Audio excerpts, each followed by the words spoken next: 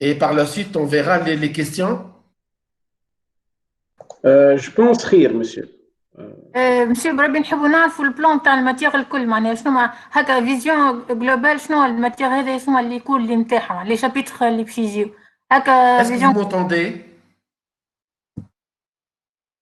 مسيو كان فما امكانيه تو احنا الكور مثلا الاولاني شفناه وعملنا تي جي، اما كان فما امكانيه نتاع ريزيمي شويه وبعد نشوفوا حاجات اخرين ديتاي.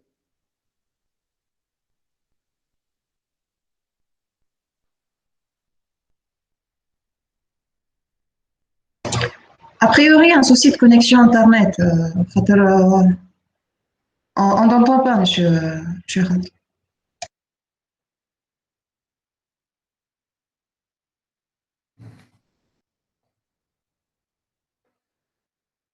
Allô?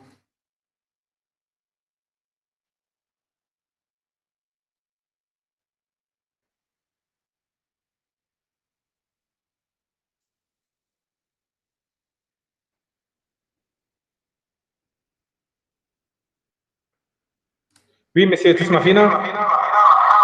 Est-ce que vous m'entendez? مسيو ابارامون فما بروبليم تاع كونيكسيون على مانيش نسمعوا فيك بالكديره.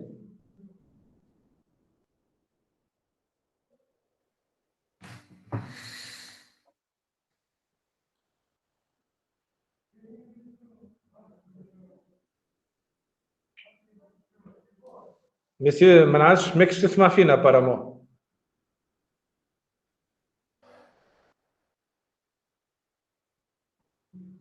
Alors, euh, ce que je vais faire, je vais essayer de parcourir un peu le chapitre 1 rapidement avec vous.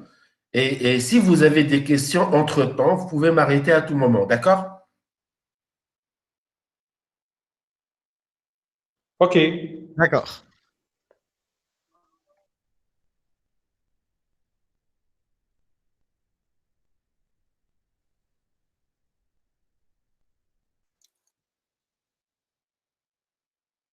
Ok.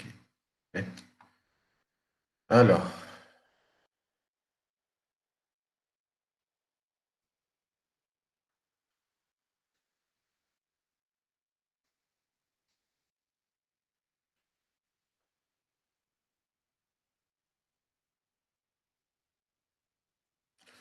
je vais partager mon écran avec vous. Donc, je reprends le cours, donc le chapitre 1. Alors,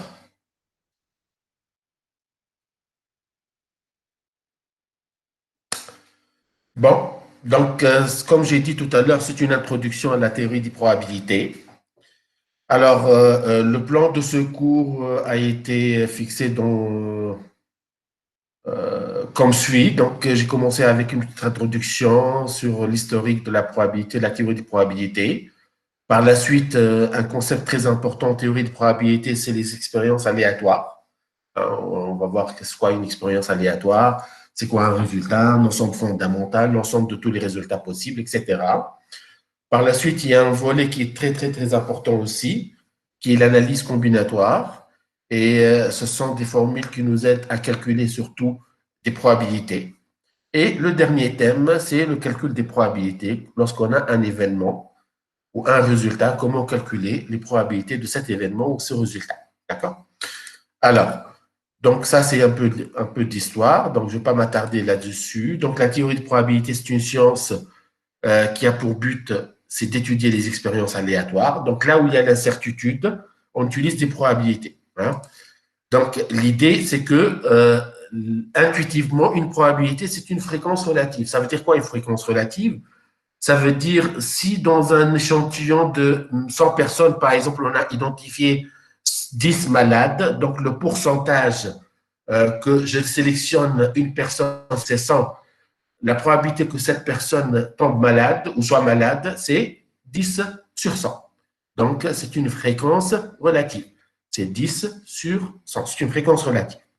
Donc, j'ai donné ici un exemple historique sur une pièce de monnaie. Lorsque je lance une pièce de monnaie, que je ne connais pas si elle est parfaite ou non, lorsque je la lance plusieurs fois, hein. Donc, on compte le nombre de fois qu'elle tombe sur le côté pile sur le nombre total de fois de lancer, et on aura la probabilité d'obtenir pile ou face. Donc, l'idée intuitive d'une probabilité, c'est une fréquence relative, le nombre de fois que l'événement se réalise, divisé par le nombre de fois que je répète l'expérience.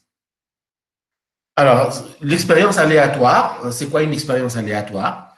Alors, toujours en théorie de probabilité, hein, donc une expérience est dite aléatoire si elle vérifie les trois conditions. La première condition, c'est que je ne peux pas prévoir avec certitude, hein, que je veux obtenir un résultat très particulier. Par exemple, je lance une pièce de monnaie, je ne peux pas dire avant de lancer que je vais obtenir sûrement pile, hein. Par contre, je peux dire tous les résultats possibles, hein, c'est la deuxième condition. Je peux prédire tous les résultats possibles avant de faire l'expérience. C'est-à-dire, avant de lancer une pièce de monnaie, je peux dire que je vais obtenir soit pile ou face. D'accord? Et bien sûr, la troisième condition, on suppose qu'on peut reprendre ou reproduire cette expérience dans les mêmes conditions plusieurs fois. Alors, un résultat, c'est tout ce qu'on observe suite à une expérience. Donc, ici, j'ai donné quelques exemples. Lorsque je lance une pièce de monnaie, un résultat possible, c'est d'obtenir pile, par exemple. Lorsque j'observe dans un lot de pièces, dans un contrôle de qualité, le nombre de pièces défectueuses dans le lot de pièces, possible, c'est que j'observe, par exemple, 2 pièces ou 3 pièces, etc. D'accord? Donc, tout ce qu'on observe suite à une expérience aléatoire s'appelle un résultat. Alors, maintenant, l'ensemble de tous les résultats possibles suite à une expérience aléatoire, on appelle ça l'ensemble fondamental qu'on le note généralement par oméga, hein. Et j'ai donné ici quelques exemples. Lorsque je lance un dé une seule fois, donc l'ensemble fondamental, c'est de 1 à 6, etc. Est-ce que c'est OK tout le monde? Est-ce que vous m'entendez bien? Oui, monsieur. Oui, tout à fait. Oui, monsieur. OK. Pas de questions jusqu'à maintenant. Ok. C'est clair, en fait, c'est clair. C'est clair. OK. Alors, maintenant, ici, je voulais un peu discuter avec vous les types d'ensembles fondamentaux, hein. Il y a combien de types d'ensembles fondamentaux? Alors, généralement, il y a 2 types d'ensembles fondamentaux. Il y a un ensemble fondamental qu'on appelle discret et un ensemble fondamental qu'on appelle continu, hein. Ça veut dire quoi un ensemble fondamental discret, hein? Ça veut dire qu'il est dénombrable, soit qu'il est fini ou infini dénombrable. Alors ici, je veux m'attarder un petit peu sur… Lorsqu'il est fini, c'est clair, hein. Par exemple, je prends un ensemble fondamental fini, je lance une pièce, un dé.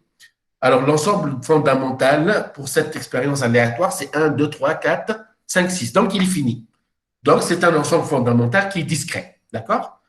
Mais il existe aussi un autre type d'ensemble fondamental discret, mais il contient un nombre infini de résultats, mais il reste toujours dénombrable. Qu'est dénombrable ou non dénombrable, c'est très simple. Pour mieux la capter, entre 2 ensembles qui sont secondaires, l'ensemble grand N des entiers naturels et l'ensemble des réels grand R. Les 2 ensembles, est-ce qu'ils sont les 2 infinis? Est-ce que tout le monde est d'accord que l'ensemble N des entiers naturels et l'ensemble R des réels, ce sont 2 ensembles qui sont infinis? Oui. Oui. Sauf que le premier, c'est-à-dire l'ensemble des entiers naturels, il est dénombrable. Ça veut dire quoi dénombrable? Si je prends un intervalle de n, je peux énumérer tous les entiers possibles. Par exemple, je prends l'intervalle 0,10. Est-ce que je peux énumérer tous les entiers dans l'intervalle 0,10? Oui. Oui, 0. c'est normal. Facilement. Alors que le R, bien qu'il est infini, mais il est non dénombrable. Pourquoi? Je vais faire le même raisonnement qu'avec le N. Si je prends même pas un intervalle entre 0 et 10, mais je vais prendre juste un intervalle entre 0 et 1. Est-ce que je peux tous les réels possibles entre 0 et 1? Non. Il y a une infinité de nombres. Donc, ici, l'ensemble R, c'est un ensemble infini non dénombrable.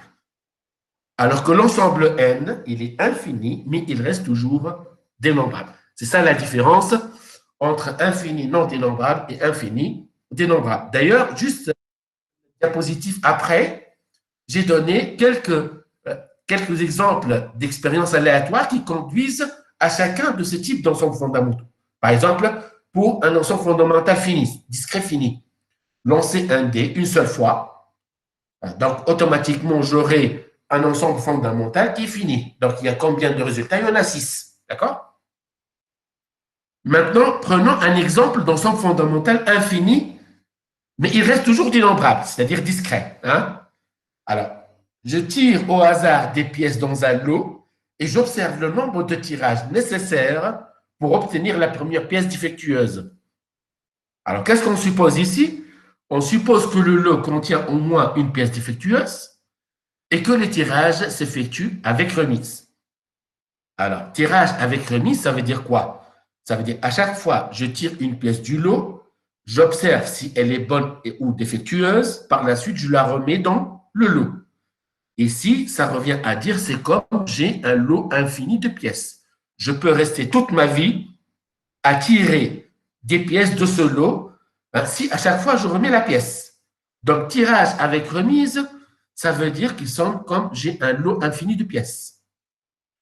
Donc, ici, qu'est-ce qui m'intéresse dans cette expérience aléatoire? Ce qui m'intéresse dans cette expérience aléatoire, c'est de noter le nombre de tirages nécessaires pour tomber sur la première pièce défectueuse. Bien sûr, ici, je fais une première supposition que dans le lot, il y a au moins une pièce défectueuse. Sinon, je vais rester toute ma vie à tirer des pièces sans tomber sur une pièce défectueuse, si le lot est bon. D'accord? Donc, avec ces deux suppositions, c'est quoi l'ensemble fondamental? Ça veut dire quoi? Ça veut dire que je suis très chanceux et dès le premier tirage, je suis tombé sur une pièce défectueuse. Donc, le nombre de tirages nécessaires pour obtenir une pièce défectueuse, c'est 1. 2, ça veut dire quoi?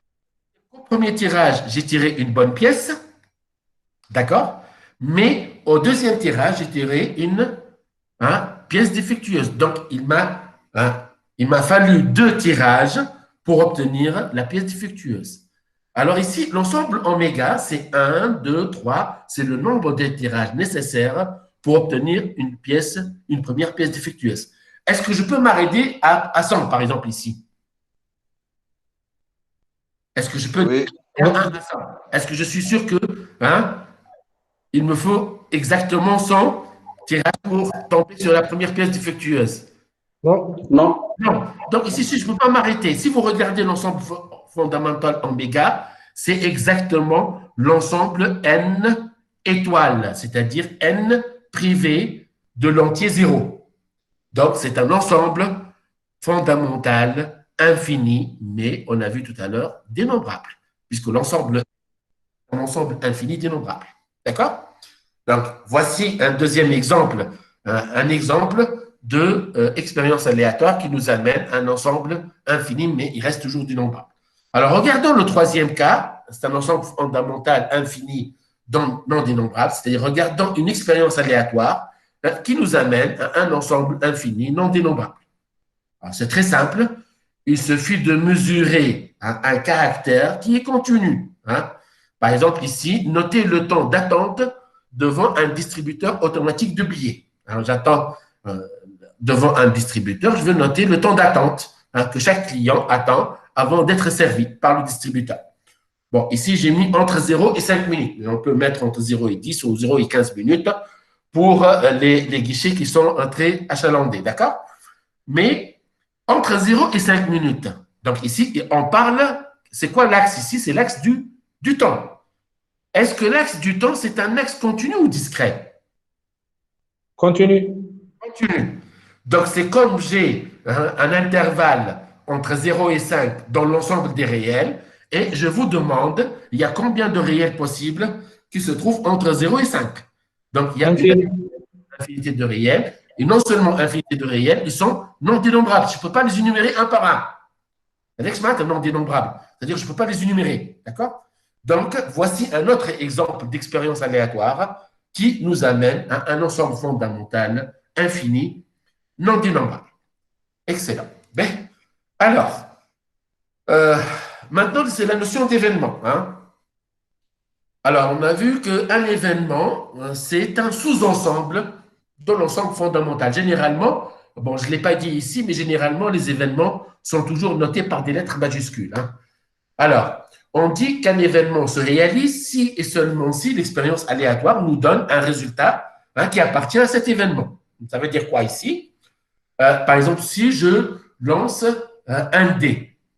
Alors, l'ensemble fondamental, c'est quoi? C'est 1, 2, 3, 4, 5, 6. Alors, j'ai défini un événement, qui, bien sûr, qui est relatif à cette expérience aléatoire.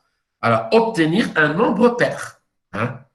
Alors, obtenir un nombre pair, c'est un événement de l'expérience aléatoire qui consiste à lancer un dé une seule fois.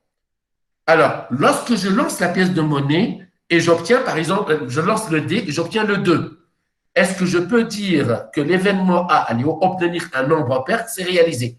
Oui. Pourquoi? Car l'expérience aléatoire nous a donné un résultat qui appartient à l'événement A. C'est quoi l'événement A? C'est tout simplement, c'est obtenir un nombre pair. Donc, si je veux regarder tous les résultats de l'événement A, c'est quoi? C'est 2, 4 et 6. Tous les nombres pairs qui appartiennent, bien sûr, à oméga.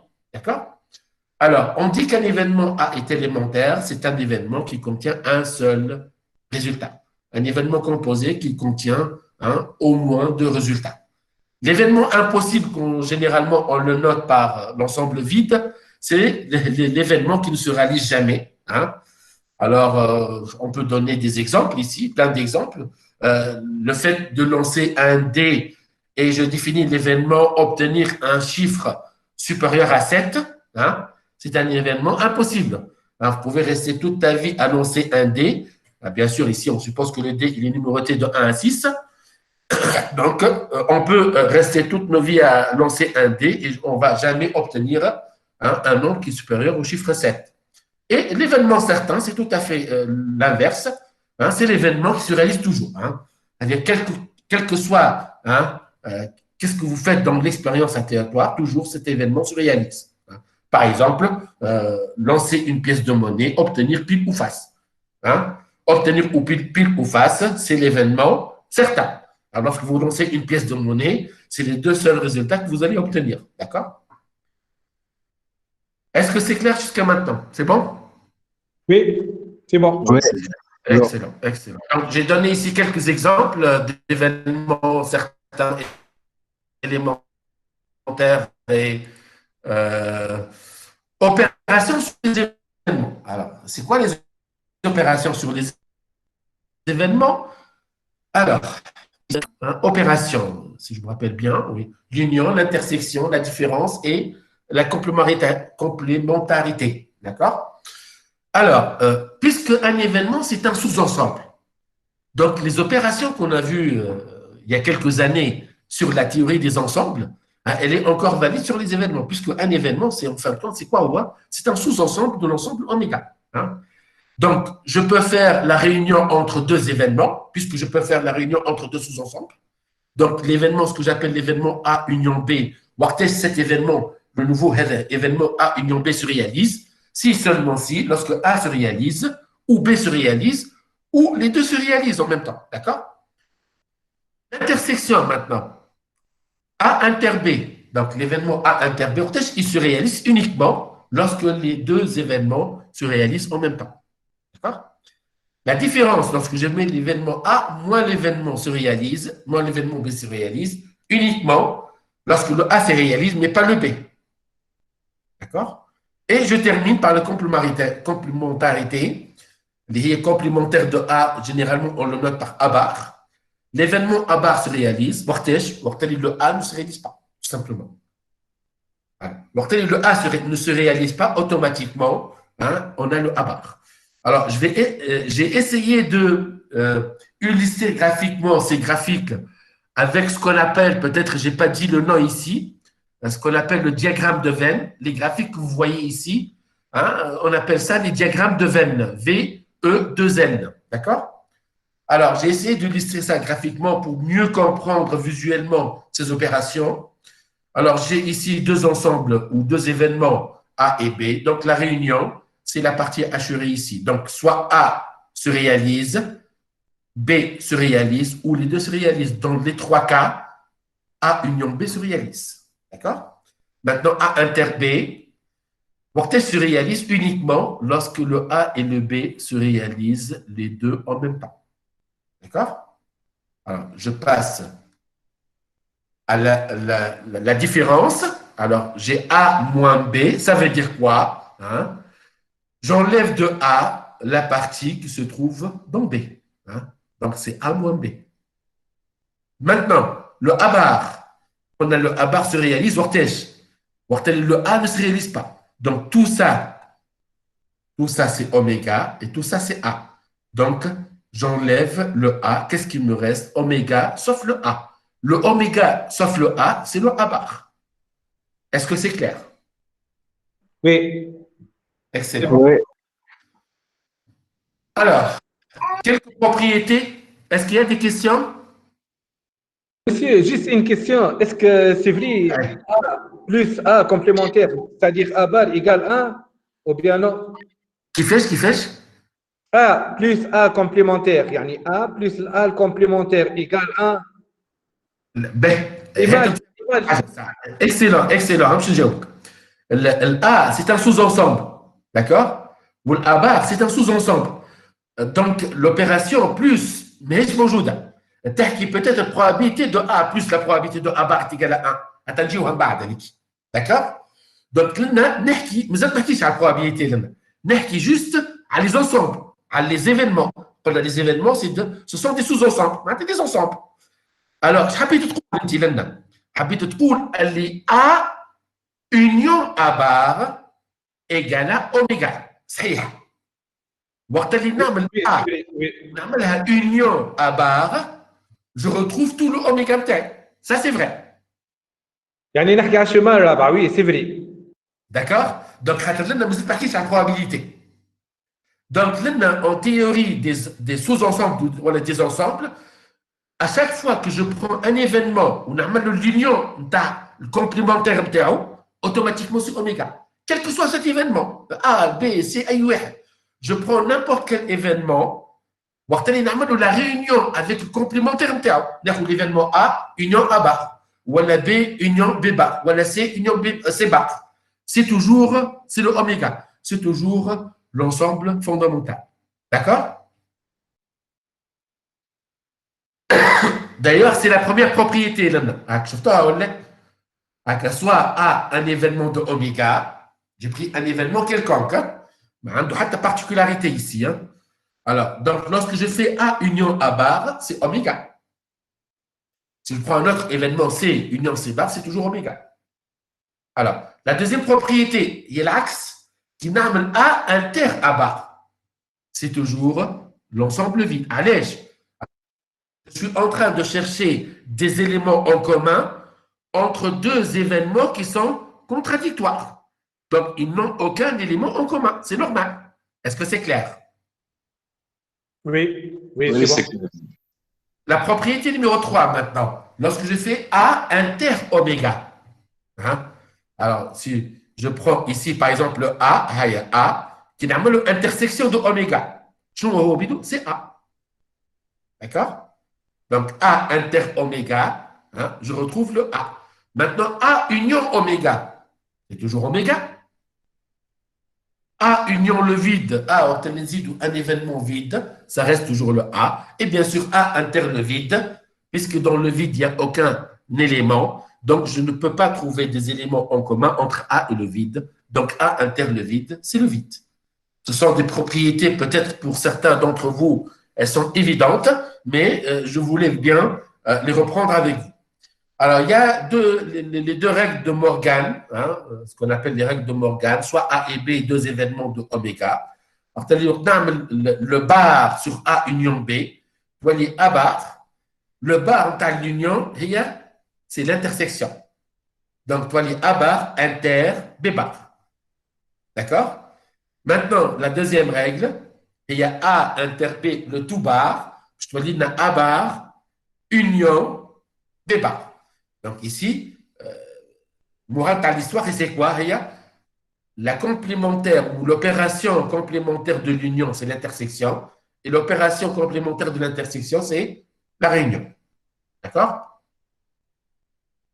Alors, un système complet d'événements. Alors ici, je vais essayer d'expliquer ça tout à l'heure avec un graphique. Alors, c'est quoi un système complet d'événements? Alors, je prends un certain nombre d'événements qui toujours appartiennent au même ensemble fondamental. On dit que cet ensemble d'événements forme un système complet d'événements. Dans certains livres, vous allez trouver le système complet d'événements, je coule une partition. Mais c'est le même concept, on parle du même concept. Donc, dans certains livres, il s'appelle le système complet d'événements. Dans d'autres livres, il s'appelle une partition.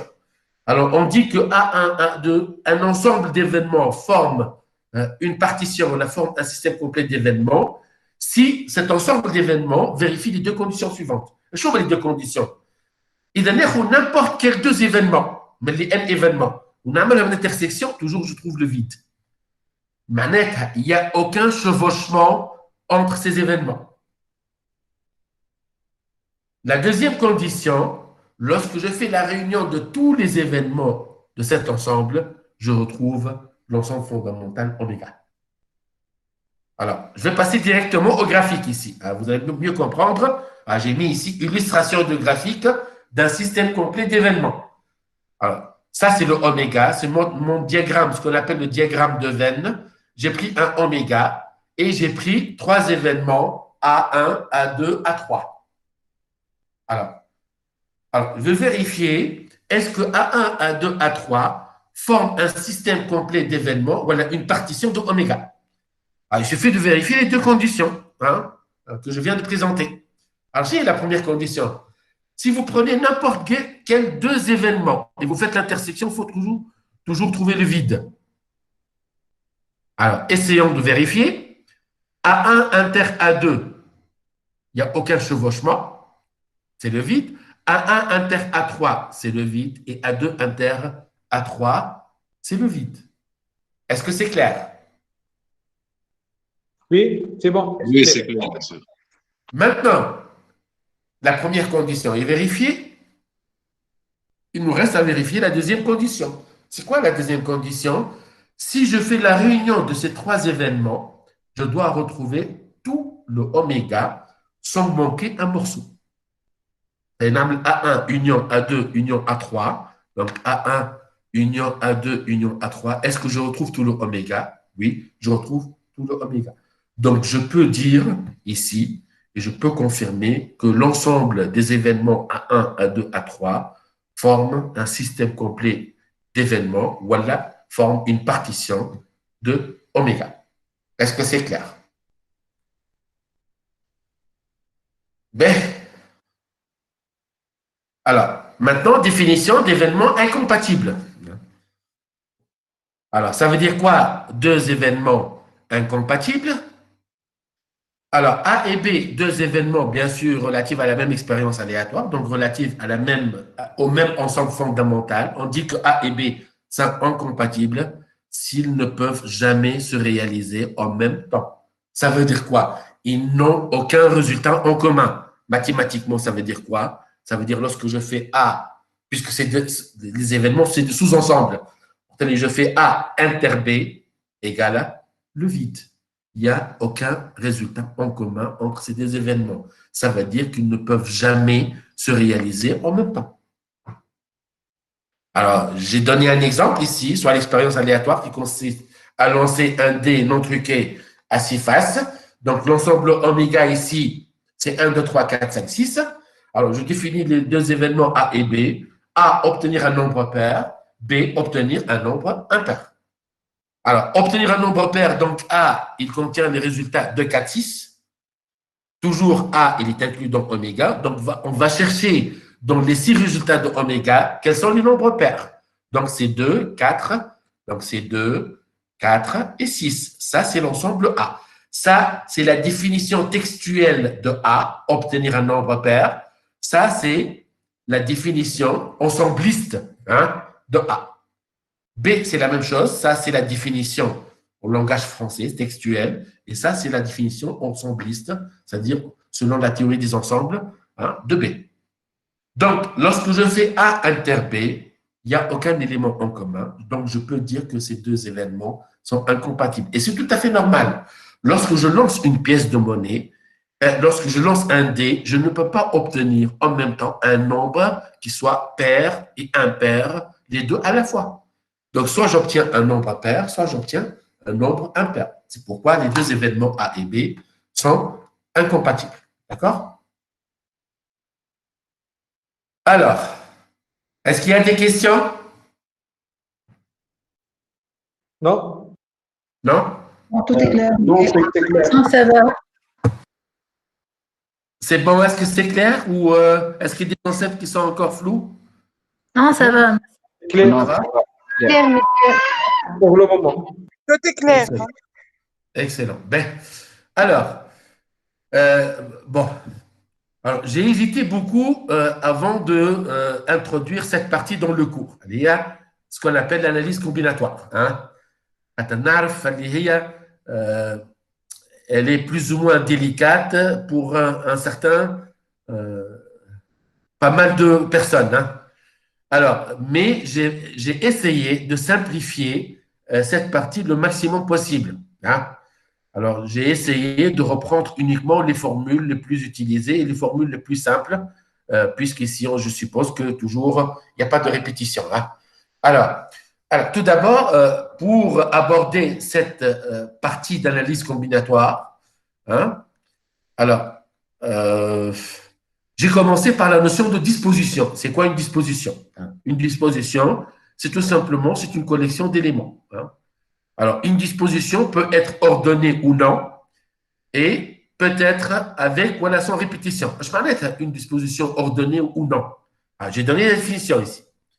Alors, deux dispositions sont ordonnées si les deux dispositions qui contiennent les mêmes éléments, mais qui sont considérées comme différentes lorsque je place ces éléments dans un ordre différent. Ça veut dire quoi ici?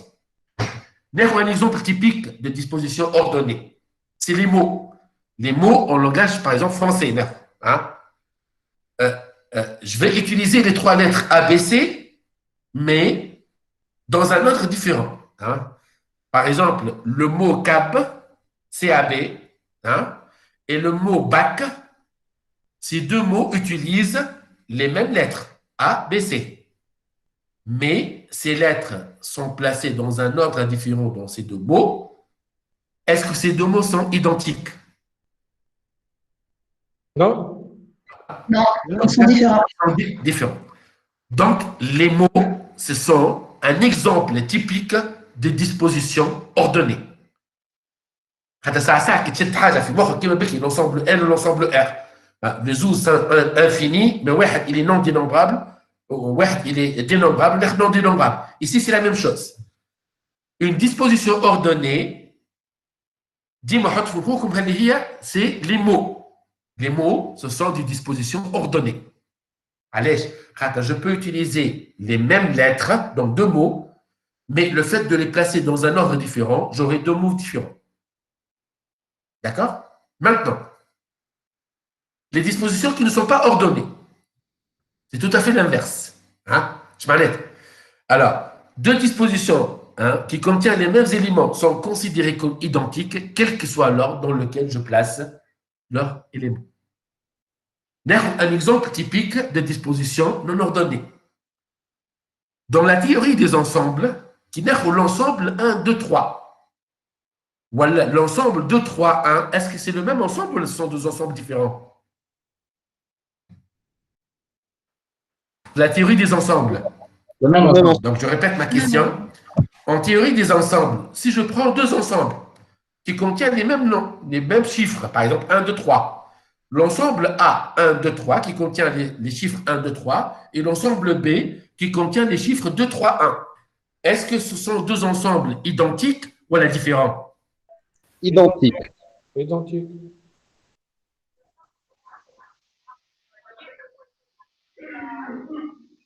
Je connais j'ai Le même Différent. ensemble. Identique, mais c'est Différent. identique.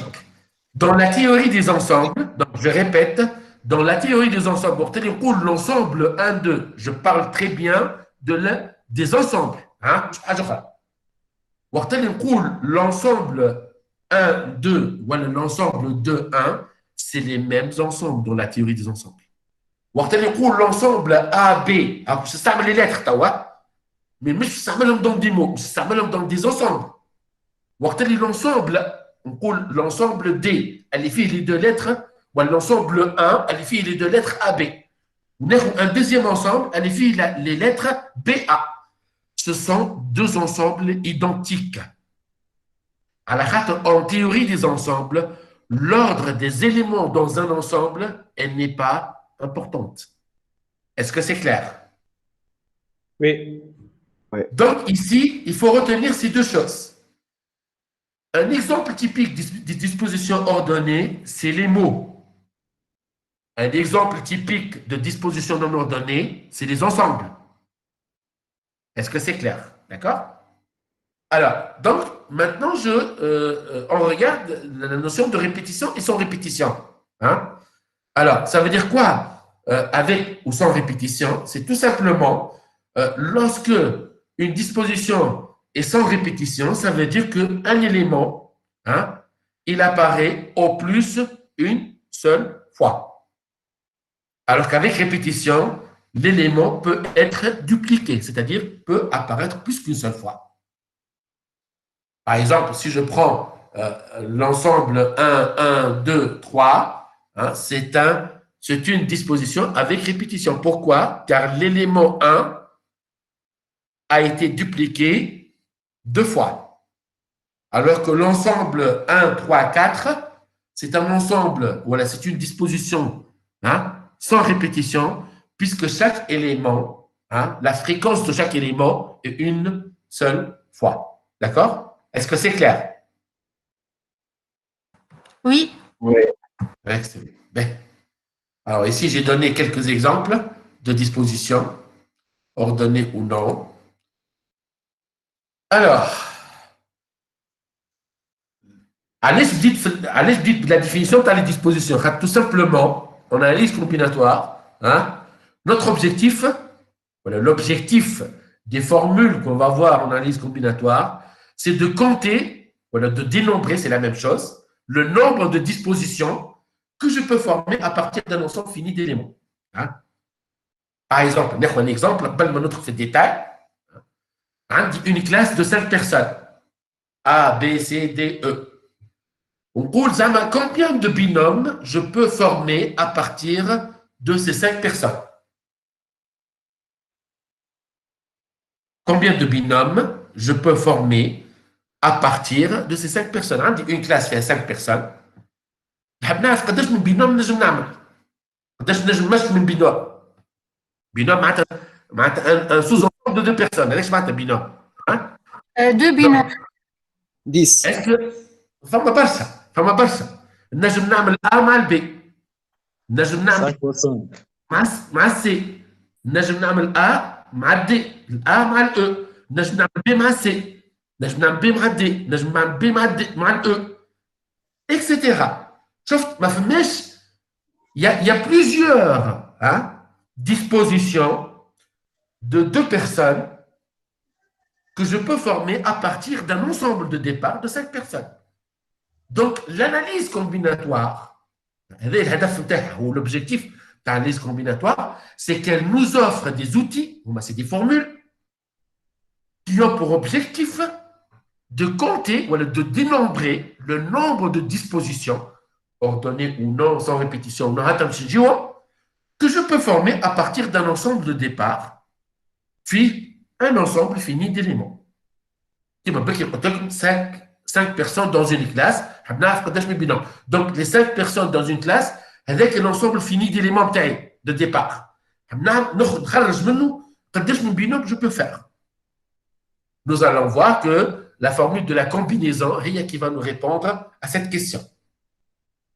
يقول خير علاش نستعملوا في الاناليز كومبيناتوار نجموا نحسبوا بصوابعنا احنا كيما قلت لكم بكري combien de binômes معناتها combien de 2 personnes je peux former à partir de 5 personnes نجم نحسبهم facilement هيك نعمل A مع البي الA مع السي الA مع الدي الA مع الأو نجم نعمل البي البي مع السي البي مع الدي البي مع الأو نجم نعمل السي مع الدي والسي مع الأو ونجم نعمل الدي مع الأو انا حسبتهم الكل Je peux mettre un bout de papier devant moi avec un stylo et je mets les 5 personnes A, B, C, D. ونجم نكمبس وحدي ونخرجهم. هذاك si l'ensemble de départ نتاعي فيه 5 personnes.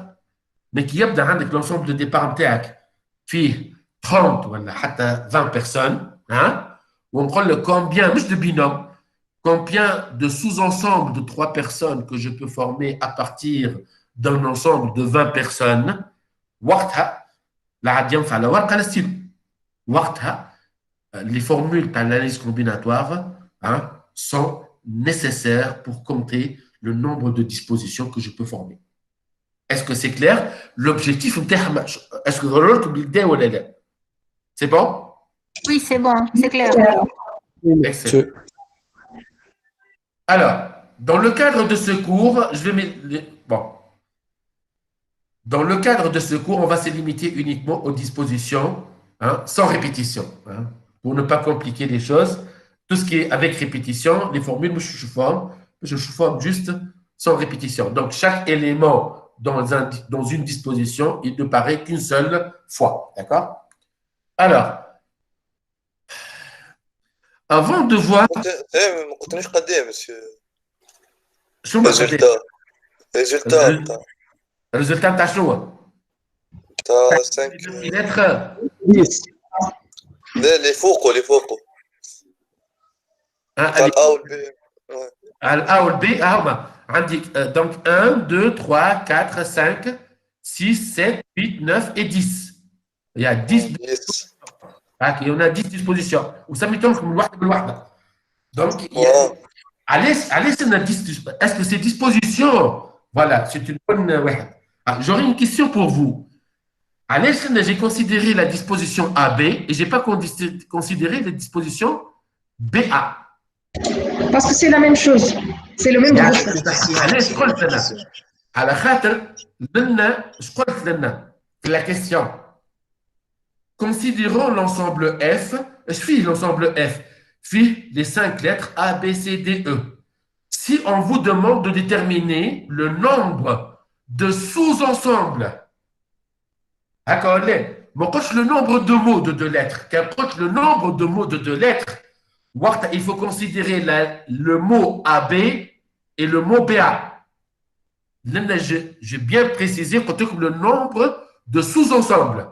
Ou dans un sous-ensemble, l'ordre des éléments, que ce soit des lettres ou des chiffres, dans un ensemble, l'ordre des éléments n'est pas important. Que ce soit dans cet ensemble, il y a des lettres ou des chiffres, peu importe. Donc, je répète, l'ordre des éléments dans un sous-ensemble, hein, n'est pas important. J'ai considéré uniquement, hein, l'ensemble AB. L'ensemble AB ou BA, c'est le même ensemble. L'ensemble AC ou CA, c'est la même chose. Il y a une belle question. On vous demande de déterminer le nombre de mots de 2 lettres. Il faut considérer le mot AB et le mot BA. Il faut considérer le mot AC et le mot CA, etc. Est-ce que c'est clair? Oui, monsieur. Oui. C'est bon? Oui.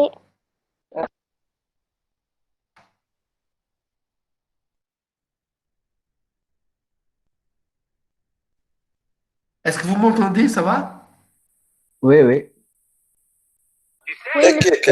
Ça va تقص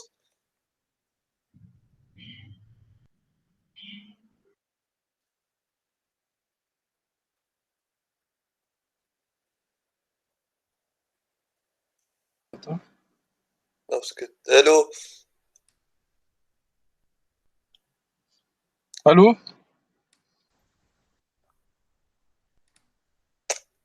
تسمعوا فيا يا جماعة؟ ça va? في فما قصين بعد ساعات في الكونيكسيون. J'ai pas eu de réaction. Ça va. Est-ce que vous m'entendez? Oui, c'est bon. Oui, c'est bon.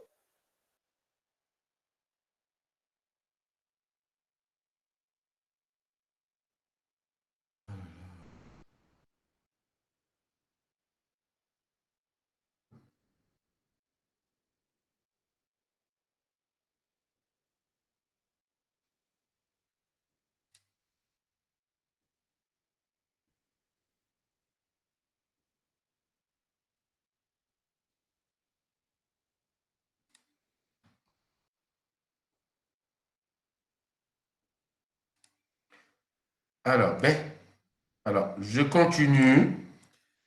Alors,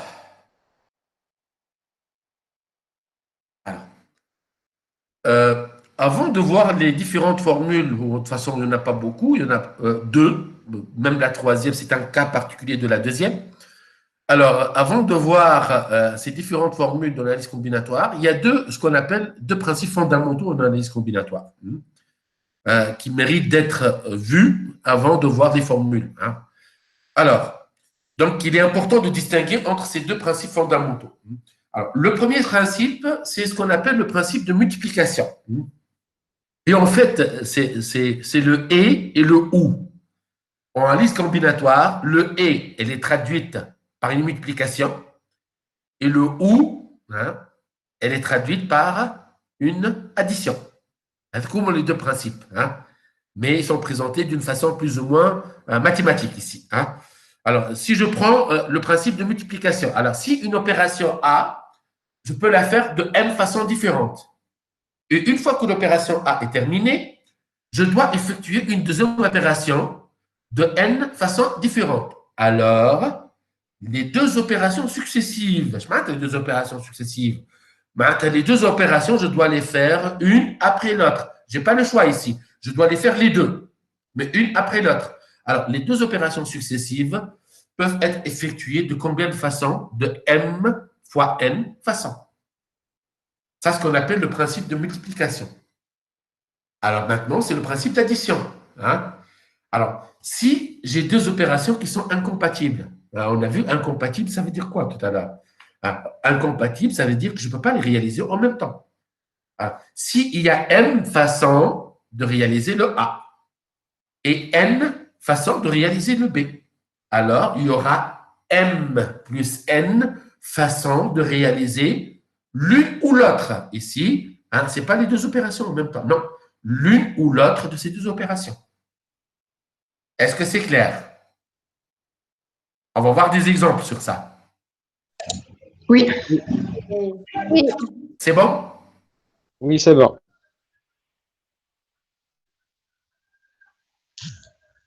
Alors,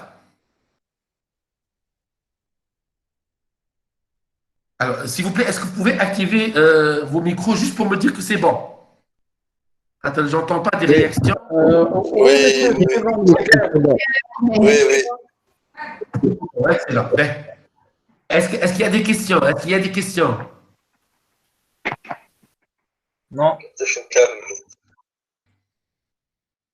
Qui fait? Non, non. Non, c'est Pour bon. moi, c'est clair jusqu'à maintenant. Ok, excellent. Alors, prenons un exemple. Dans une entreprise, il y a deux postes différents qui doivent être comblés. Hein? Alors, donc, il y a deux postes que je dois les combler. Hein?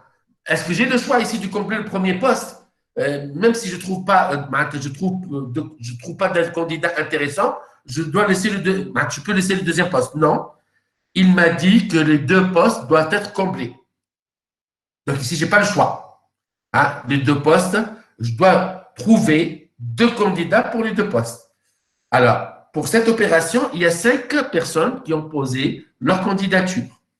Alors, la question qui se pose maintenant, de combien de façons différentes peut-on attribuer ces deux postes P1 et P2? J'appelle le premier poste P1, le deuxième poste P2. On suppose ici, bien sûr, une personne, bien que dans certains cas, on peut le faire. On suppose ici qu'une personne ne peut occuper qu'un seul poste. Hein? C'est une hypothèse ici. Hein? Alors, regardez ici comment je vais appliquer le premier principe. Allez, le premier principe, c'est le principe de multiplication. À la khat, l'opération A, c'est combler le poste P1. L'opération B, c'est combler le poste P2. Est-ce que j'ai le choix de combler l'opération A ou B? Non, je dois combler les deux postes. Donc, je dois effectuer les deux opérations. Alors, je répète, j'appelle l'opération A combler le premier poste. Et une fois que j'ai comblé le premier poste, l'opération B est combler le deuxième poste. Alors, pour combler le premier poste, j'ai combien de choix? Puisqu'il y a 5 personnes qui ont posé leur candidature. 5 choix. 5 choix. Donc, le M le nombre de façons que je peux combler le premier poste, c'est 5. Donc, M égale à 5 ici. Alors, maintenant, une fois que l'opération est terminée, une fois que le premier poste est comblé, parmi les 5 candidats, ça y est, il y a un candidat qui est déjà casé. Ça y est, c'est le poste 1. Maintenant, une fois que l'opération A est terminée, une fois que le poste 1 est comblé, il me reste combien de choix pour combler le deuxième poste? 4. 4. 4. Puisque je suis obligé de combler les 2 postes, donc j'aurai 5 fois 4. Alors, il faut combler le poste 1 et le poste 2. Et j'ai dit tout à l'heure, le et en analyse combinatoire, c'est une multiplication. Même en probabilité, tout à l'heure, lorsqu'on va voir en probabilité, le et, elle est traduite par une multiplication, le ou, elle est traduite par une addition. Avec Alèche, il y a ici 5 fois 4 façons différentes pour combler ces 2 postes P1 et P2. Maintenant, après, regardons le deuxième exemple. Alors, de combien de façons peut-on partager 3 volumes? Donc, j'ai 3 volumes, V1, V2, V3, qui sont différents entre 2 enfants. Les 2 enfants, E1 et E2. Si on en doit attribuer au moins 1 à chacun d'eux. Les 3 volumes à un enfant ou les blèches. Là, on dit le choix ici.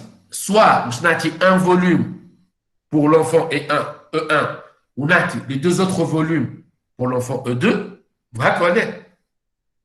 Voilà, nati 2 volumes pour l'enfant E1, ou nati un seul volume pour l'enfant E2. Est-ce que tout le monde est d'accord? Oui. Ouais. Est-ce que l'opération Lula, soit donner un volume à l'enfant E1 et 2 volumes à l'enfant E2, elle dit que ça met l'opération A. On s'appelle l'opération fait, il y a 2 volumes pour l'enfant E1 et un autre volume et le 3e volume à l'enfant E2. L'opération B. Est-ce que ces 2 opérations, je peux les réaliser en même temps? Non. Non. Non. Donc, ce sont 2 opérations incompatibles. Soit l'une ou l'autre. Je ne peux pas le faire les 2 en même temps. Donc, ici, c'est le principe d'addition qui va être appliqué. Mais le problème, il est où ici? C'est dans l'opération A, il n'y a pas une seule configuration possible. Manette a donné un volume à l'enfant E1 et 2 volumes à l'enfant E2. Est-ce qu'il y a une seule possibilité? Là, il n'y a pas une seule possibilité juste pour l'opération A. Manette, pour traduire, voilà, pour exprimer l'opération A, je peux la faire de combien de façons différentes? 3. De 3 façons différentes. Soit je donne le volume V1 à l'enfant E1 et le volume V2, V3 à l'enfant E2. Voilà, l'enfant E1 n'a-t-il le 2e volume ou n'a-t-il le 1er et le 3e à l'enfant E2. Voilà, l'enfant E1 n'a-t-il le 3e volume ou l'enfant E2 n'a-t-il le volume V1 et V2. Donc, l'opération A peut être effectuée de 3 manières différentes. Ou, on a A ou B. Je vais un plus. Donc, l'opération A, je peux l'effectuer de 3 façons différentes. Ou, l'opération B, de la même façon, je peux la faire de 3 façons différentes. Donc, l'une ou l'autre de 2 opérations, c'est M plus N. Ici, cas particulier, M et N, les 2 sont égales à 3. Donc, il y a 6 possibilités de partage possibles. Voici un exemple d'application du principe d'addition. Alors, maintenant, regardons la première formule. Mchine, elle fait les principes fondamentaux de l'analyse combinatoire. Sauf qu'il y a 2 principes qui sont simples. Le premier, c'est le principe de multiplication, l'autre, le principe d'addition. Maintenant, on va rentrer directement dans les formules d'analyse combinatoire. Alors, je vais commencer par la formule, ce qu'on appelle arrangement sans répétition. Sur l'arrangement sans répétition. Alors, je vais expliquer tout à l'heure l'idée intuitive. Maintenant, la définition. Donc, je prends un ensemble fondamental oméga qui contient n éléments distincts. Je m'appelle n éléments distincts. Ma femme a éléments qui se répètent. D'accord? Tous les éléments sont différents les uns aux autres. Avec n éléments distincts.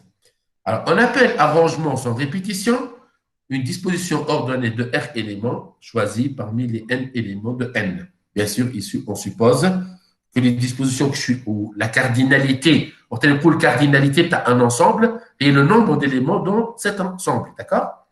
La cardinalité de la disposition égale à R, donc ici, je suppose que le R est inférieur à la cardinalité de l'ensemble oméga, au plus grand.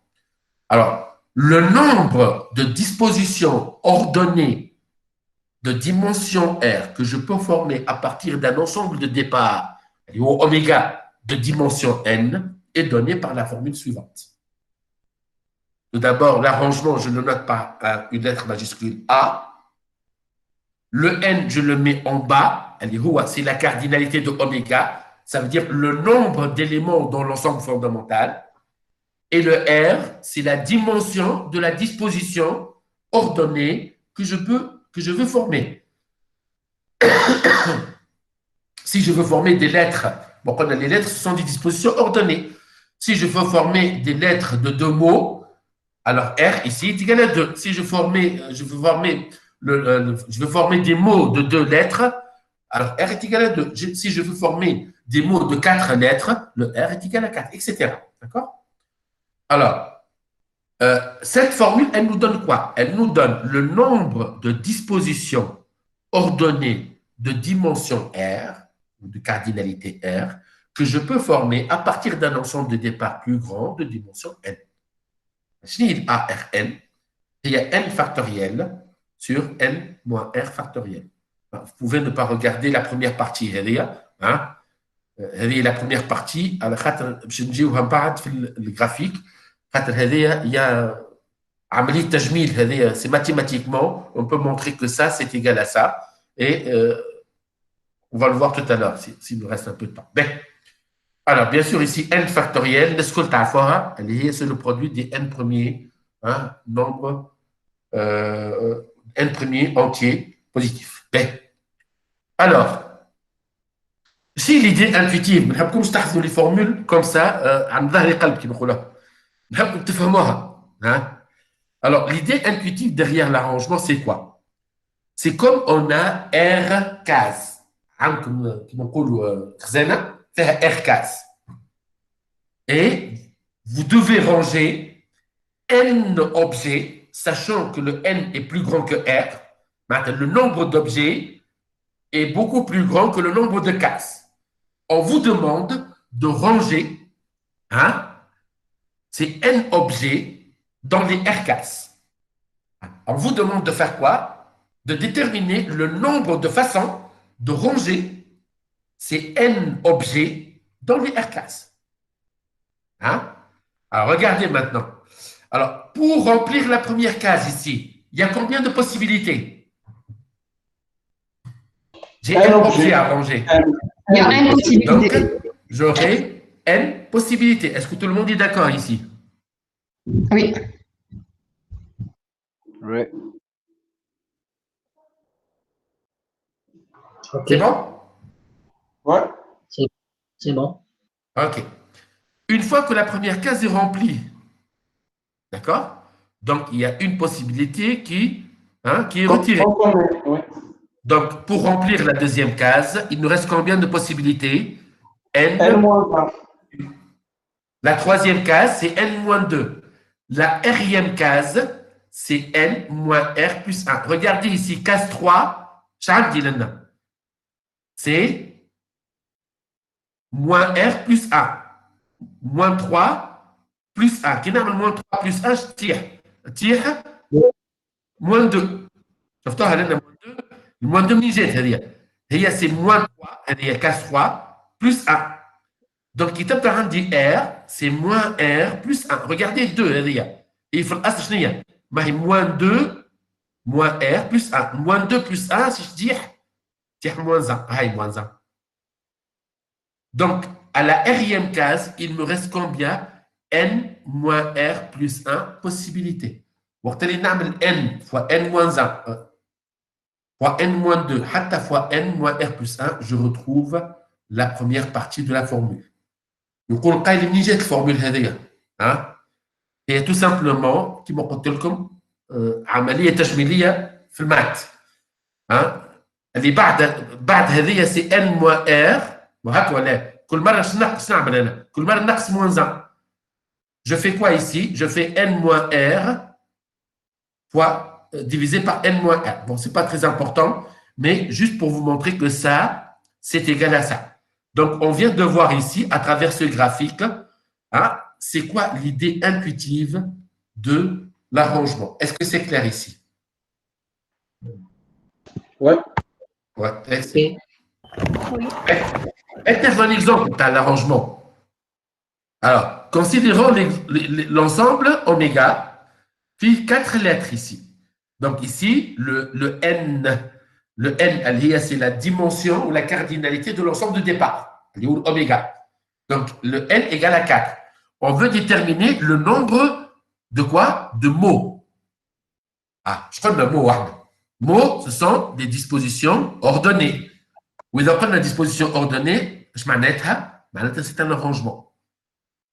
ونشوفوا deux formules على خاطر البرميتاسيون بعد c'est un cas particulier de l'arrangement. Il y a deux formules principales في l'analyse combinatoire. Soit l'arrangement, soit je chauffe en bas, c'est la combinaison. C'est quoi la différence entre ces deux formules? Comment distinguer, ou comme exercice, comment distinguer, hein, soit c'est un arrangement, soit c'est une combinaison. C'est très simple. Il y a un mot-clé, l'ordre. Dans l'exercice, est-ce que l'ordre des éléments dans les dispositions, est-ce qu'il est important ou il n'est pas important? S'il est important, alors il faut utiliser l'arrangement, la formule de l'arrangement. Si l'ordre des éléments dans une disposition n'est pas important, il faut utiliser l'autre formule qui est la combinaison, qu'on va voir tout à l'heure. Là, on veut déterminer le nombre de mots de 2 lettres, donc le R est égal à 2, que je peux former à partir d'un ensemble de 4 lettres.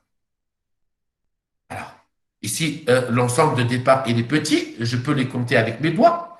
Alors, je peux faire AB, AC, AD, BC, BD et CD. AB, AC, AD, BC, BD et CD. Puisque l'ordre est important, qu'est-ce que je vais faire ici? Je vais permuter chacune des 6 premiers résultats. Je vais les permuter. AB n'est pas la même chose que BA, car ici, c'est des mots. Donc, c'est des dispositions ordonnées. AC, ce n'est pas la même chose que CA. Donc, je dois le compter. AD, ce n'est pas la même chose que DA. Donc, à chaque fois, je permute les 6 premiers résultats. Donc, j'obtiens combien ici? Donc, 12. Au lieu de faire ça à la main, il y a une formule qui s'appelle l'arrangement qu'on vient de voir. Alors, A, R égale à 2, puisque je veux regarder les dispositions ou les mots de 2 lettres, donc ce sont des dispositions ordonnées, donc R égale à 2 et N égale à 4. Donc, c'est 4 factoriels sur 4 moins 2 factoriels. Donc, c'est 4 factoriels sur 2 factoriels. Donc, j'ai 4 fois 3, fois 2 fois 1, fois 2 fois 1, je peux simplifier. J'aurai combien de résultats? C'est 12. Donc, il m'a donné, en une simple application d'une formule, le nombre de dispositions ordonnées de 2 lettres que je peux faire à partir d'un ensemble de départ de 4 lettres. Est-ce que c'est clair? Monsieur, Oui. Alors, c'est Khaled. prenons un deuxième exemple. Khaled, تسمع فيا؟ Alors, dans une compétition de patinage artistique, alors, 3 médailles sont convoitées. Bien sûr, ici, on a les médailles de bronze, argent et or, argent et bronze, sont convoitées par 12 candidates. Alors, de combien de façons peut-on attribuer ces médailles aux différents candidats? On suppose ici qu'on ne peut pas y avoir d'ex aequo. Je joue 2 personnes, par exemple, Lénine, ou 2 personnes, Fénine, etc. Alors, ici, c'est comme on a 3 cases. Est-ce que l'ordre est important ici? C'est la première chose qu'il faut, c'est la première question qu'il faut se poser ici. Est-ce que l'ordre est important ici? Oui, c'est ordonné. Oui. Il n'est pas mentionné l'ordre. donc c'est pas important, je pense. Mais tu dois comprendre ça à partir de l'énoncé. Alors, je vais un peu vous donner quelques éléments. Nerf Kassasani, par exemple. Hein? C'est des candidates. Alors, on va prendre Salha, ou Salouha, ou Saliha. Hein? Alors, je vais garder l'ordre or, argent et bronze. Alors, il faut Salha, or, Salouha, argent, ou Saliha, bronze. Ou alors, il faut Saliha, or, ou Salouha, argent, ou Saliha, bronze. Est-ce que c'est la même chose? Est-ce que ce sont deux résultats identiques? Non, مش كيف. Tout à fait différent.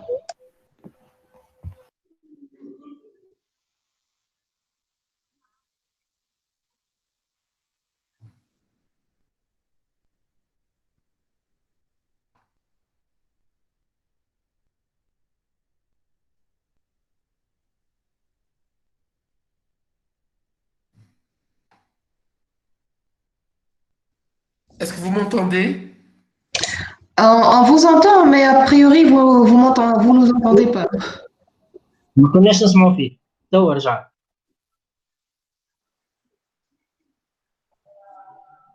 ما كناش نسمع تو رجع.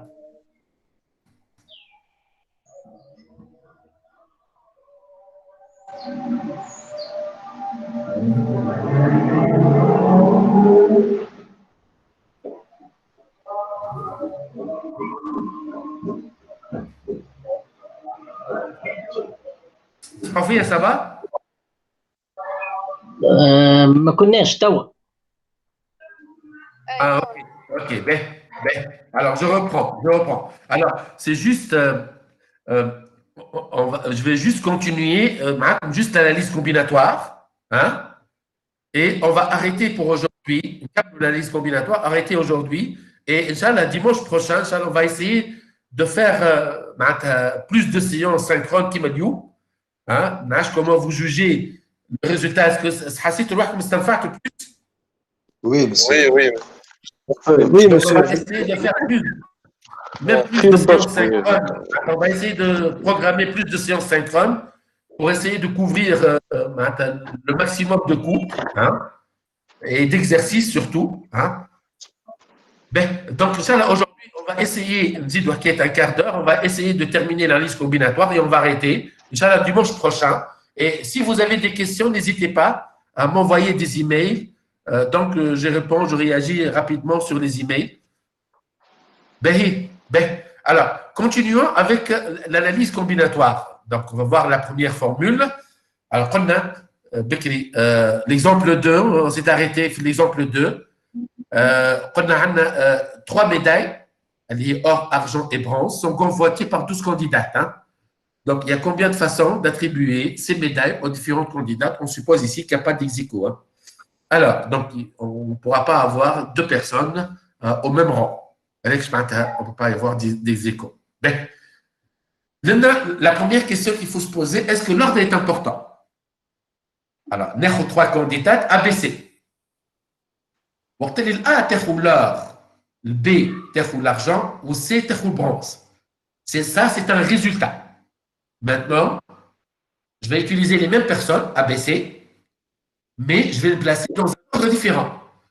Par exemple, le B, il y a l'or, ou le A, il y a l'argent, ou le C, il y a le bronze. Est-ce que ces deux résultats sont identiques? Non. Non. Sauf que le premier résultat, A, il y a l'or, alors que le deuxième résultat, le même A, il va prendre de l'argent. Donc, il va être moins content. Donc, on a 2 résultats. Donc, on a les 3 personnes ABC. Le fait de les placer dans un ordre différent, on aura 2 résultats différents. Et ça, c'est la définition exacte d'une disposition ordonnée. Donc, ici, l'ordre est important. Et si l'ordre est important, alors c'est un arrangement. Alors, à chaque fois, je dois choisir 3 candidats qui vont avoir les 3 médailles. Et j'ai en tout 12 candidates. Donc, c'est un arrangement de 3 candidates parmi les 12 candidates. Donc, c'est 12 factoriels sur 12 moins 3 factoriels. Donc, il y a 1320 façons différentes de placer les 12 candidates hein, sur ces 3 types de médaille. Est-ce que c'est clair? Oui. Toujours la question qu'il faut se poser, surtout lorsqu'on va voir la combinaison tout à l'heure. Sauf une seule formule, donc pas de confusion كبيرة. Même pas, donc tu dis la formule, la deuxième formule est une combinaison. Donc vous aurez toujours une confusion entre est-ce que c'est un arrangement ou est-ce une combinaison. Alors comme j'ai dit tout à l'heure, le mot-clé c'est l'ordre.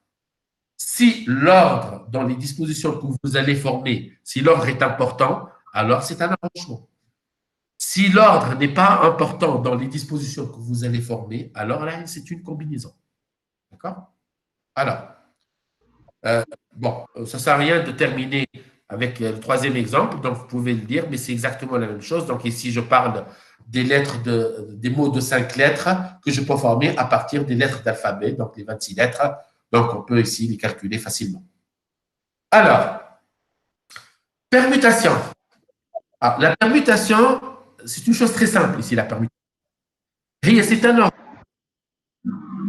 particulier lorsque le R égale le N. D'ailleurs, regardez ici, c'est ANN. Il ARN. Le R égale le N, c'est une PN, c'est une permutation. Et lorsque je remplace, d'ailleurs ici, je reviens dans la formule de l'arrangement, regardez ici, le R égale à N, mais je suis 0 factoriel. Ou 0 factoriel est égal à combien par convention? Égal à 1. Comme on est en cours de maths, le 0 factoriel par convention est égal à 1. Donc, il y aura le n factoriel. Donc, la permutation, mais je formule c'est un arrangement très particulier. Je m'en ai très particulier. Là, je les cases ou les possibilités ou les objets. Le nombre de cases égale le nombre d'objets. L'arrangement en général, le nombre de cases est plus petit que le nombre d'objets arrangés. Le nombre de cases est égal à R ou le nombre d'objets est égal à N. Et on sait que N est plus grand que R. L'N, la permutation, aussi est une permutation, c'est un arrangement lorsque le R est égal à N. L'N, c'est très simple. عندك N objets ou عندك N cases. Le nombre d'objets est égal au nombre de cases. Il faut combien de façons peut-on ranger les N objets dans les N cases? Alors, pour remplir la première case ici, j'aurai N objets. Pour remplir la deuxième case, j'aurai N-1 possibilité. La troisième, N-2, jusqu'à la N-ième. Je suis une seule possibilité, la dernière possibilité, puisque le nombre d'objets égale le nombre de cases. Donc, j'aurai N fois N-1 fois N-2 fois N-3 fois jusqu'à fois 1. C'est N, c'est la définition même de N factoriel. Elle est qui me jette le N factoriel. Est-ce que c'est clair? C'est bon. Excellent. Alors, donc ici, je vous laisse le soin de regarder l'exemple 1 et 2. L'exemple 1. Je vous laisse le soin de regarder l'exemple 2. Une application à la permutation.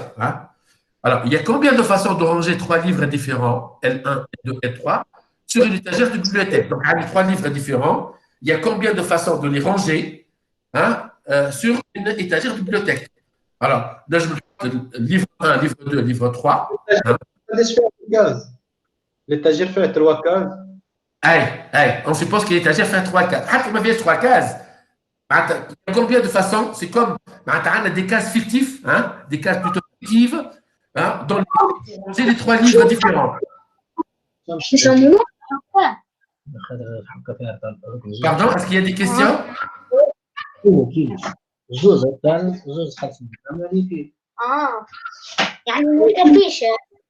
Monsieur, qui عبارة عن 3 candidats pour 3 médailles. 3 factoriels. 3 candidats, exactement, c'est la même chose. Oui, c'est exactement la même chose. Lorsque le R est égal à le N, le nombre d'objets arrangés est égal au nombre de cases. C'est ça le principe d'une permutation. D'accord? Je ne veux pas m'attarder là-dessus. C'est un cas particulier de l'arrangement. Alors, Donc, نمشي directement le combinaison.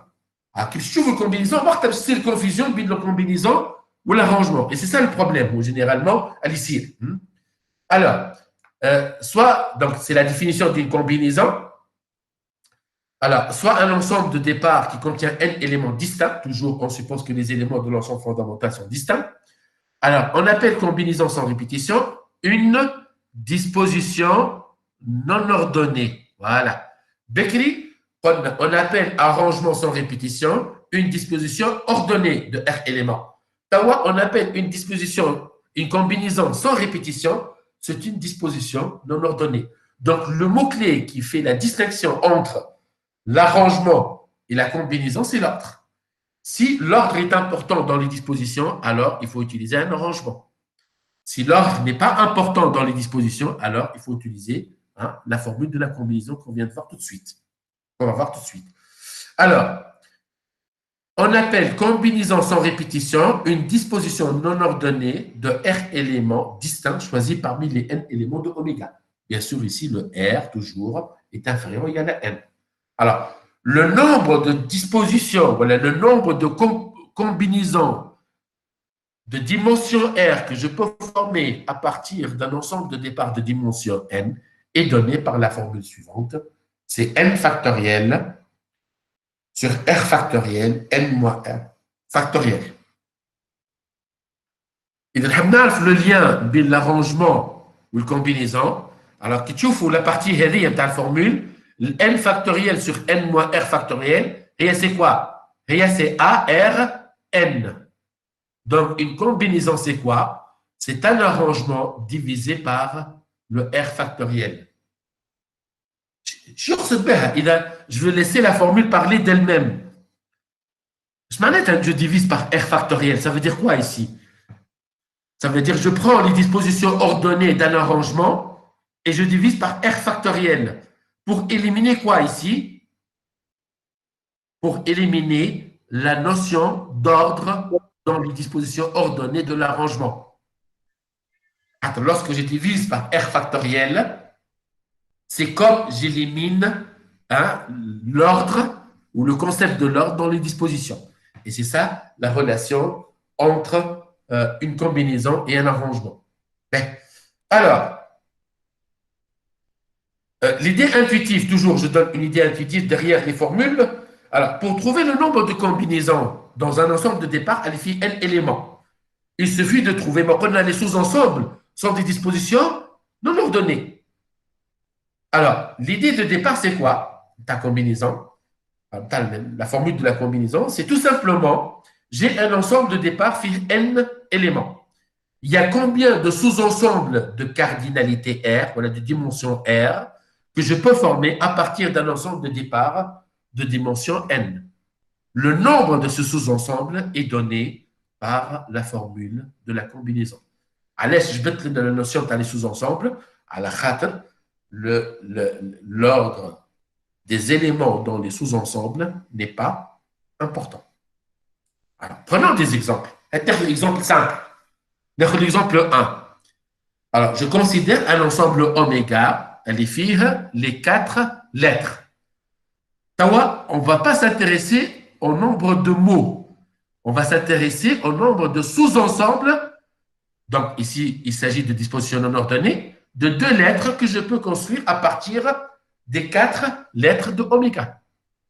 Alors, quand je veux 2 lettres ici, quand je veux sous-ensemble de lettres, je peux faire l'ensemble AB, l'ensemble AC, l'ensemble AD, l'ensemble BC, l'ensemble BD et l'ensemble CD. Voici les 6 ensembles, ou le sous-ensemble de dimension 2 que je peux former à partir d'un ensemble de départ de dimension 4. Alors, pour trouver les 6 ensembles, le nombre de sous-ensembles de dimension 2 que je peux former à partir d'un ensemble de départ de dimension 4, il suffit d'appliquer la formule de la combinaison. Donc, c'est 4 factoriels sur 2 factoriels sur R factoriel, N moins R factoriel. Si vous appliquez cette formule, vous allez trouver c'est égal à 6. Alors que tout à l'heure, avec le même ensemble, regardez ici, avec le même ensemble des 4 lettres, lorsqu'on s'intéressait au nombre de mots, combien on a trouvé de 2 lettres? on a trouvé 12. Est-ce que vous vous rappelez de ça? Alors que maintenant, lorsqu'on s'intéresse au sous-ensemble de lettres, on a trouvé 6. Alors 6, c'est quoi? C'est 12 sur 2. Pourquoi sur 2? On élimine la partie qui tient compte de l'ordre, car ici, dans les mots, on ne tient pas compte uniquement de AB, mais on tient compte de AB et BA, de AC et CA. Donc, si je divise ça par 2, j'ai trouvé uniquement 6 au lieu de 12. Car ici, on s'intéresse à l'ordre, alors que dans les sous-ensembles ici, on ne s'intéresse pas à l'ordre. Le AB ou le BA, c'est la même chose, c'est le même sous-ensemble. Est-ce que c'est clair? Oui. Oui. On va terminer avec le deuxième exemple, on va arrêter ici. Alors, dans une université, d'ailleurs, je crois qu'il y a un exercice au niveau du TD1, je crois, qui est proche de ça. Alors, dans une université, il y a 5 économistes et 6 sociologues. On doit former un comité composé de 3 économistes et 3 sociologues. Donc ici, juste un comité. Alors, combien de comités différents peut-on former si tous peuvent y participer? Les 5 économistes et 6 sociologues, ils peuvent participer. Alors, le comité, je fais. Le comité fait 3 économistes et 3 sociologues. D'accord. Est-ce que l'ordre est important ici dans ce comité? Est-ce que l'ordre est important? Non. Le comité fait 7 الناس. تنقول علي وصالح وصالح ولا صالح وعلي وصالح هما 3 économistes. Est-ce que c'est le même comité ou là? Oui. Oui. Vous voyez ici, l'ordre n'est pas important. Par contre, il a fait le comité n'a des fonctions. On dit هذاك président, هذاك راه trésorier, وهذاك ما نعرفش حاجه اخرى نعطيهم des fonctions. وقتها شي يولي l'ordre est important. Donc, il faut faire très attention. Alors, les termes sont très importants ici. Hein. Ici, dans ce comité, il n'y a pas de fonction. Tout le monde sont égal. Tout le monde est égaux ici. Hein. Une responsabilité plus que l'autre. Hein. Tous, ce sont des membres d'un comité. Les comité, on a des fonctions. On a des président, vice-président, trésorier, ménage comptable, etc. L'ordre, il devient important. Sauf qu'ici, je n'ai pas donné de fonction. Donc, il s'agit d'un comité sans fonction. Donc, l'ordre n'est pas important. Donc, tout le monde peut y participer. Donc, je vais faire quoi ici? Puisque dans le comité, on doit choisir 3 économistes parmi les 5 économistes. Donc, je choisis 3 économistes parmi les 5 économistes. Et, sauf que là, à chaque fois, c'est le principe de multiplication. Dans le comité, il faut 6 personnes. Il faut 3 économistes et 3 sociologues. Mais on dit 3 économistes, donc ici, j'ai 2 opérations qui sont obligatoires. Je dois combler les 3 économistes et combler les 3 sociologues. Donc, puisqu'il y a un « et », donc c'est un fois entre les deux. Regardez ici. Avec allez, j'ai utilisé fois ici. Est-ce que c'est clair? Et je dois compléter mon comité, puisque il y a 3 économistes parmi les 5 économistes qui sont disponibles. Et une fois que j'ai choisi les 3 économistes, je dois choisir les 3 sociologues qui doivent être dans le comité ici. Parmi combien de sociologues en tout? J'en ai 6. Donc, en tout, j'aurai 200 façons de former ce comité. Est-ce que c'est clair? La première question A. Oui. Oui, c'est clair. Oui, c'est clair. Bon? C'est bon.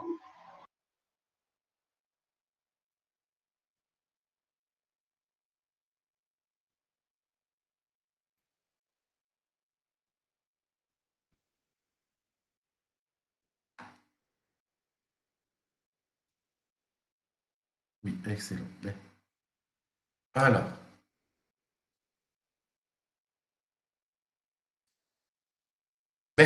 Alors, on va terminer avec la question B et C.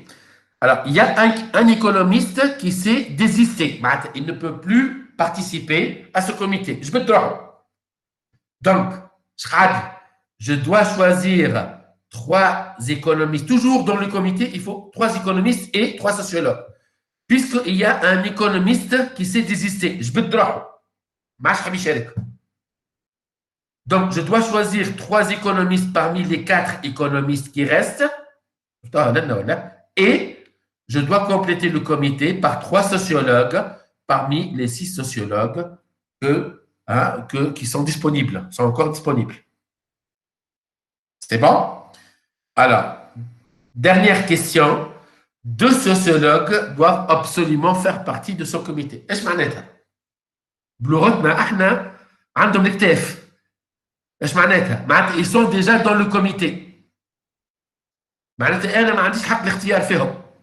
معناتها راه موجود في الكوميتي هذوك. Les 2 sociologues هذوك راهم موجودين. ايش معناتها ici? Ça veut dire quoi ici?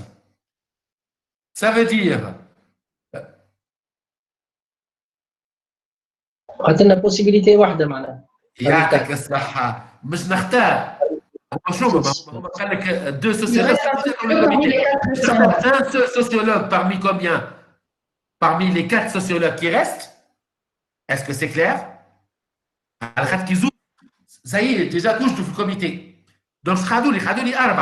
Je vais un seul sociologue parmi les 4 qui restent. Et bien sûr, 3 économistes. 5 économistes. Est-ce que c'est clair? Absolument. Merci. الحاجة اللي نحبكم تشدوها في l'analyse combinatoire هي 2 choses. Le principe d'addition et le principe de multiplication. L'addition, c'est le ou, le multiplication, c'est le et le combinaison et l'arrangement. Alors, l'arrangement, lorsque l'ordre est important, la combinaison, lorsque l'ordre n'est pas important. D'accord?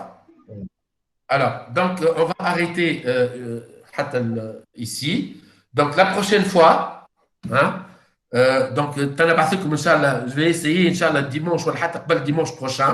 Hein, je vais essayer, on va faire une séance synchrone. Donc, c'est bon, vous me dites que tout c'est bon. Malheureusement, je n'ai pas de tablette graphique pour écrire. J'aurais bien voulu écrire en même temps, mais avec la solution, ça sera un peu difficile. Il faut vraiment une tablette graphique. ولا يمات هذه ما فهمتش معناتها كلهم hors stock اللي موجودين الكل فهمتني ما j'ai pas trouvé vraiment de quelque chose اللي هو معناتها ينجم qualité prix باهي فهمتني bon est-ce que ça va استنفعتوا هكا c'est bon? Oui, monsieur. Oui, monsieur, Oui, c'est bien, mais c'est très important. Oui, monsieur. Oui, merci. Voilà, bien, monsieur, j'ai une question.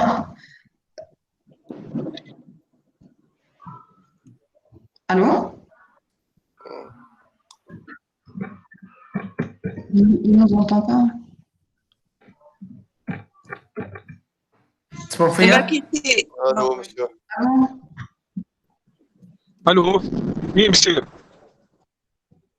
Alors, donc, Monsieur, je vous souhaite un bon après-midi. Hein? Puis, Inch'Allah, bon week-end, en tout cas, de ce qui reste le week-end. Hein? Inch'Allah, à la prochaine fois, Inch'Allah. Alors, Inch'Allah, la séance série, tu as comme le lien sur Moodle, sur l'enregistrement de la séance série. Ça a été enregistré, heureusement. Donc, tu as comme le lien et vous pouvez la consulter à tout moment, surtout le jma' d'une manière asynchrone. Ok, merci beaucoup et bon week-end. Hein, de toute façon, merci, monsieur. Hein? Merci, monsieur. Bon week-end. صلحتوا التدريب يجيبون يمين صلحتوا التدريب مازلنا ما صلحناهوش مازلنا في ونص يا اخي